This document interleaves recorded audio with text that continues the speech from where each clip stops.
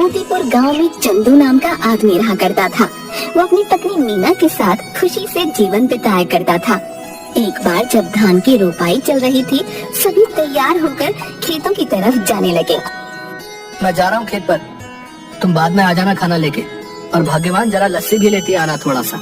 ठीक है, आप जाइए, मैं ले आऊंगी।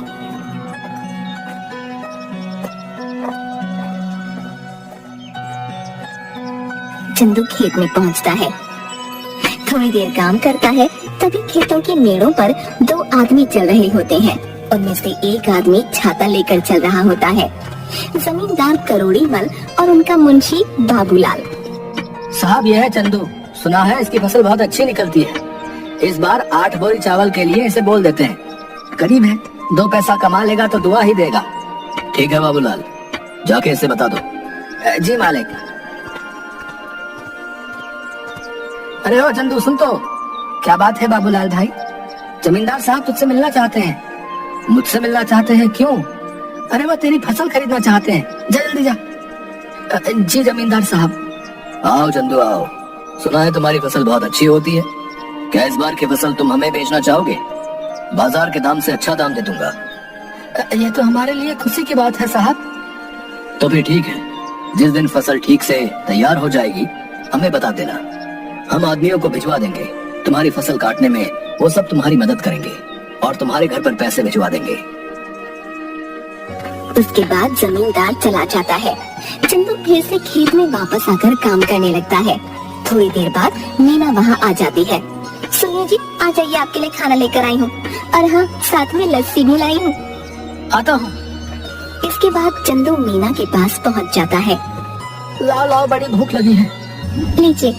मीना, जमींदार जी आए थे, जानती हो उन्होंने क्या कहा? क्या कहा? उन्होंने कहा कि वो हमारी इस बार की फसल खरीदना चाहते हैं और बाजार से अच्छे दाम भी देंगे। ये तो बड़ी खुशी की बात है। ये सब माता रानी की कृपा से हुआ है। मैं कहती थी ना, एक दिन सब ठीक हो जाएगा। माता रानी करे ऐसा ही हो। इसके बाद दोनों घर चले जाते हैं। इसके बाद चंदू सो जाता है। चंदू शाम को उठा और घर के आंगन में लगी क्यारी से सब्जियां निकाली। मैं ये सब्जी बेच के आता हूँ, ठीक है? सुनिए, आप समय से आ जाइएगा, रात होने से पहले। ठीक है। उसके बाद मंडी में सब्जियां बेचकर वापस आते वक्त एक मछली के ठेले के पास। मछली कैसे दे रहे हो भाई?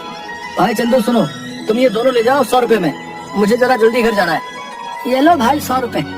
आज मीना को कहूँगा मछली के गर्मा गर्म पकौड़े खिला दे। चंदू घर पहुँचा। अरे ओ मीना, कहाँ हो?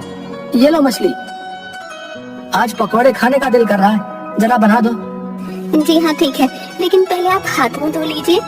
इसके बाद मीना मछली पकाने लग गई। अरे वाह, तुम्हारा कोई जवाब नहीं। हाँ, क्या पकौड़े बनाए हैं, वाह वाह वाह। इसी तरह कई महीने बीत गए। चंदू के खेतों में सोने की तरह चमकने वाली फसल तैयार हो गई। मीना, मैं खेत में जा रहा हूँ, जमींदार के आदमी पहुँचते ही होंगे। ठीक है। चंदू खेत में गया। चल चंदू, तैयार हो जा, बहुत काम करना बाकी है आज। जमींदार के आदमी वहाँ पहुँच गए। चलिए सब काम पर लग जाते हैं। सेठ ने कहा है जल्दी से सारा काम निपटा कर फसल चंदू के घर पहुँचा देना। सबने मिलकर फसल काटी और 8 बोरियां तैयार कर दी। तभी वहाँ मीना आई। ये क्या, इतनी जल्दी काम भी हो गया? मीना, इसीलिए तो कहते हैं कि एकता में बल है। जो काम मैं अकेला 2 दिन में करता, वो हम 4 लोगों ने मिलकर कुछ ही टाइम में कर दिया। इसके बाद सबने मिलकर बोरियां चंदू के घर तक पहुंचा दी। हम सब कल आके ये बोरियां सेठ के घर ले जाएंगे। चलिए हम चलते हैं। चलो, आज का काम भी खत्म हुआ, बस अब कल का इंतजार है। उसने सारी बोरियां घर में रख दी। तभी आधी रात को चंदू के घर के बाहर कुछ चोर बात करते हुए। सुनो सबके सब, ध्यान से घुसना। अगर हम खाली हाथ लौटे तो सरदार हमें छोड़ेंगे नहीं। सब धीरे धीरे चंदू के घर से सारी बोरियां चुरा कर ले गए। अगली सुबह चंदू की बीवी, सुनिए जी, उठिए, देखिए क्या हो गया। क्या हो गया? चंदू उठिए, उठिए ना।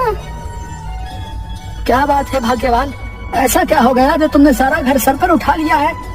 गोदाम से सारी बोरियां चोरी हो गई हैं। क्या चोरी? कहाँ पे? गोदाम में आइए, खुद ही देख लीजिए। हे भगवान, ये क्या हो गया? जमींदार जी के आदमी कभी भी आ सकते हैं। माता रानी, मैंने किसी के साथ कुछ बुरा नहीं किया, फिर भी मेरे साथ ही क्यों? चंदू घर की सीढ़ियों पर बैठ जाता है। चंदू की आंखों से आंसू आ रहे थे। तभी वहाँ जमींदार के आदमी आ गए। अरे भाई चंदू, बोरियां तैयार है ना? नहीं भाई, कल रात को ही किसी ने अनाज की बोरियां चोरी कर ली हैं। यह क्या कर रहा है भाई? जमींदार जी कहीं गुस्सा ना हो जाए। तुम तो उनका गुस्सा जानते हो ना। चलो उनसे बात तो करनी ही पड़ेगी। चलो अब। चंदू बाबूलाल के साथ जमींदार के घर गया। क्या चंदू, तुम सब खाली हाथ क्यों आ रहे हो? जमींदार जी, कल रात को हमारे घर में चोरी हो गई। सुबह देखा तो गोदाम से सारी बोरियां गायब हो चुकी थी। कहीं तुमने किसी और को तो बेहतर दाम के चक्कर में नहीं बेच दी? नहीं जमींदार जी, मैं सच कह रहा हूँ। सेठ जी, एक ही गांव में रहना है हम सबने। भला झूठ बोल के कितने दिन बच पाऊंगा? ठीक है, लेकिन अगर मुझे पता चला कि तुमने किसी और को दिया है, तब देखना कि मैं क्या करता हूँ। कुछ दिन तक चंदू और मीना दोनों उदास थे। चंदू सब्जियों को बाजार में बेचता और जो भी कमाता उसे बहुत ध्यान से खर्च करता। चंदू खाना खाने बैठा। सुनिए ना, कितने दिन हो गए हमें इस तरह सब्जियां बेचते हुए, लेकिन हमारा घर मुश्किल से चल पा रहा है। घर के भी हालात ठीक नहीं है। हमारा गुजारा सिर्फ सब्जियां बेचकर नहीं हो सकता। पहले तो अनाज बेचकर हम अच्छे खासे पैसे कमा लेते थे, जिसमें साल भर थोड़ा थोड़ा करके घर चल जाता था। लेकिन अब तो हमें अगली फसल के पक जाने तक इंतजार करना होगा। आप बताइए ना, ऐसे कैसे घर चलेगा? मैं जानता हूँ, लेकिन मैं क्या करूँ, समझ नहीं आ रहा। अचानक चंदू थाली में रखा अचार रोटी के साथ खाने लगता है। अरे भाग्यवान अचार! क्या अचार? क्या मतलब है? मैं आपको अचार की तरह दिखती हूँ? आप मेरे बारे में ये सब सोचते हैं? नहीं भाग्यवान, मैं तो कह रहा था कि हमारी समस्या का समाधान है ये अचार। कैसे? मेरी बात सुनो ध्यान से। तुम अचार बनाना और मैं अचार लोगों के घर जाके बेचूंगा। पहले हम लोगों का अचार का स्वाद चखाएंगे, उन्हें पसंद आया तो वो खरीद लेंगे। अगर पसंद नहीं आया तो? अरे कैसे नहीं आएगा? मेरी मीना ने जो बनाया है, अंग्रेजी में क्या कहते हैं, फंटास्टिक अचार बनाती हो तुम, है? आपने अंग्रेजी कब सीखी? तुम मुझे कम मत समझो। What are you doing? I am very well. देखा? आप तो बड़ी अच्छी अंग्रेजी बोल लेते हैं। दोनों हंसने लगते हैं। इसके बाद मीना अचार बनाने लगी और मीना ने अचार डिब्बों में पैक कर दिया और चंदू चल पड़ा साइकिल लेके। चंदू एक घर पर जाकर रुका। घर पे कोई है भाई? अरे चंदू भैया, आप यहाँ कैसे? ये क्या ले आए? अचार बेचने का काम शुरू किया है, इसीलिए घर घर जाके बेच रहा हूँ। अचार खरीदना चाहेंगी? जरूर, जरा चखाना तो भैया। औरत ने अचार चखा तो उसे बड़ा पसंद आया। भैया ऐसा करो, 1 किलो दे दो। कितना हुआ? 150 रुपए में। ठीक है भैया, अभी पैसे लेकर आती हूँ। चलता हूँ बहन। ऐसे करते करते चंदू दूसरे घर गया। रमेश भैया घर पे हो? अरे चंदू, तू कैसा है भाई? और कैसा चल रहा है सब? उस चोरी के बारे में सुनकर बहुत बुरा लगा यार जान के। जाने दो भाई, क्या कर सकते हैं। अच्छा ये बताओ, अचार खरीदते हो बाहर से? हाँ क्यों? मैंने अचार बनाना शुरू किया है। क्या बात है, जरा चखा दो। चंदू ने उसे थोड़ा सा चखने को दिया। अरे वाह, किसने बनाया? मीना ने। भाभी को कहना बहुत अच्छा अचार बनाती हैं, बड़ा ही कमाल का। बताओ भाई, खरीदोगे? हाँ भाई, क्यों नहीं, दूसरों से भी तो खरीदता ही हूँ, इससे अच्छा तुमसे ना खरीद लूं। ये बताओ कितने में बेच रहे हो? 150 रुपए किलो। ठीक है भाई, 2 किलो दे दो। चंदू ने पैक करके दे दिया। धीरे धीरे उसका सारा अचार बिक गया। चंदू घर पहुंचा। मीना, आप आ गए? कैसा गया आज का दिन? किसी ने खरीदा कुछ अचार? कुछ तो नहीं खरीदा किसी ने। मैंने कहा था ना, मेरा अचार इतना भी खास नहीं है। आपका विचार ही गलत था इसे बेचने का। पूरी बात तो सुन लो, लोगों ने कुछ नहीं सब कुछ खरीद लिया। देखो जाकर टोकरी में। मीना टोकरी के पास गई। उसने देखा कि टोकरी तो खाली है, यानी कि सारा का सारा अचार बिक गया। मीना बहुत खुश हुई। अब बस तुम ऐसे ही बनाते रहो और मैं घर घर जाकर बेचता रहूंगा। मैं कहती हूँ ना, आप ऐसा करिए, पास के गांव में भी बेचना शुरू करिए। क्या पता वहाँ के लोगों को थोड़ा बहुत पसंद आ जाए। अब हम जितनी जगह जाकर बेचेंगे उतना ही तो हमारा फायदा होगा ना। कल से आप थोड़ा और अधिक अचार लेकर जाना और दूर दूर के गांव तक भी जाना। ठीक कहा तुमने, मैं ऐसा ही करूंगा। कल से तुम ज्यादा से ज्यादा अचार बनाना शुरू करना। आप एक हफ्ते रुक जाइए, एक हफ्ते में बहुत सारा अचार बनाकर तैयार कर दूंगी। उसके बाद आप बेचना शुरू कर देना, क्योंकि अचार पकने में भी तो समय लगता है ना। ठीक है, तब तक मैं सब्जियां बेच दिया करूंगा। इससे हमारा घर भी चलेगा और हमें नुकसान भी नहीं होगा। इसके बाद मीना अचार बनाना शुरू कर देती है और कुछ दिनों तक चंदू बाजार में सब्जियां बेचता है। कुछ दिनों में अचार तैयार हो जाता है और चंदू भी बेचना शुरू कर देता है। इस बार चंदू दूर के गांव में जाता है और अचार बेचना शुरू कर देता है। अब धीरे धीरे करके मीना का बनाया हुआ अचार सभी जगह लोकप्रिय हो जाता है।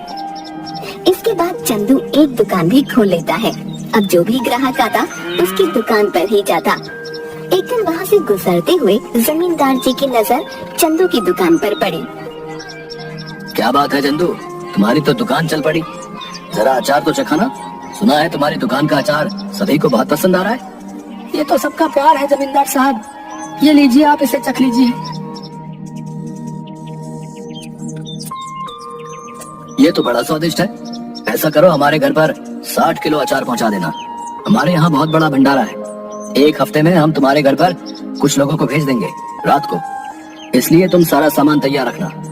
जी जमींदार साहब। रात को जमींदार के लोग चंदू के घर नहीं पहुँचे। रात भी काफी हो गई थी। ऐसा करिए, आप सो जाइए। अगर कोई आया तो हमें पता चल ही जाएगा, तब उठकर उनका सामान उन्हें दे देंगे। तुम ठीक कहती हो, सो जाना चाहिए। क्या पता वो आज ना आए। चलो सो जाते हैं।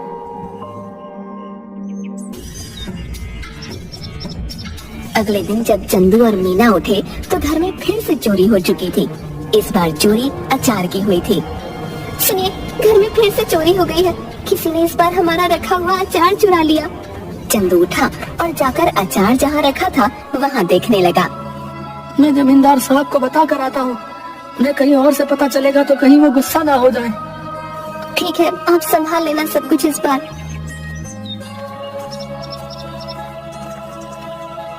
चंदू जमींदार साहब के घर गया।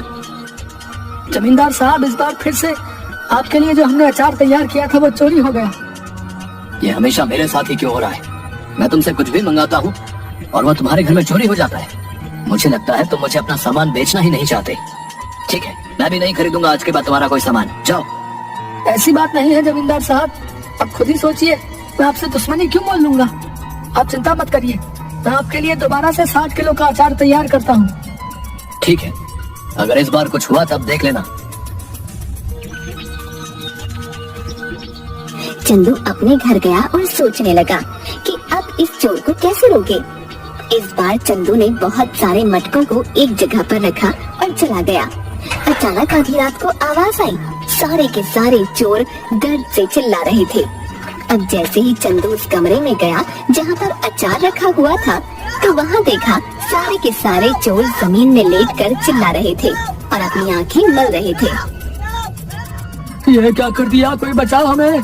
पानी पानी दो हमें कोई। अरे हमारी आंखें जल रही है। अब आया ना मजा? मेरे घर में जैसे तुम्हें आदत ही पड़ गई है चोरी करने की। क्या मजा आता है तुम्हें ये करके? है इतना दिमाग चोरी में लगाते हो, कुछ और कर लेते ना, अभी तो चैन से अपनी जिंदगी बिता रहे होते।